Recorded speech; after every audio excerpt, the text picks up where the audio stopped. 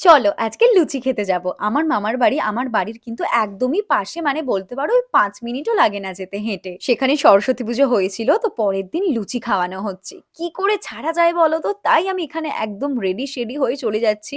আর আমি সোয়েটার পরছি, কারণ আমাদের এখানে না এখনো কিন্তু ঠান্ডা ভালো মতোই কিন্তু আছে। এটা হচ্ছে আমার লুচি খেতে যাওয়ার সাজ, যেখানে খুব বেশি একটা সাজলাম না। সিসি ক্রিম, একটু টিন্ট আর একটু লিপস্টিক দিয়ে মেকআপটা কমপ্লিট করলাম। মেকআপ নয়, ওই জাস্ট একটু টাচ আপ।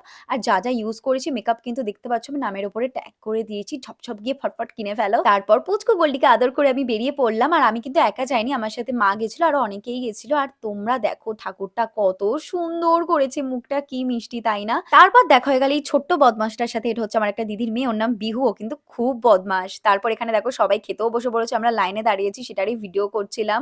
তো ফাইনালি চান্স পেলাম, আর ছুলে ওখানে লুচি, ছোলাটা, আলুরদম, কত কিছু। তারপরে খবর এসছে যে পার্সেল এসেছে, তাই ছুটতে ছুটতে গিয়ে আগে পার্সেলটা নিলাম।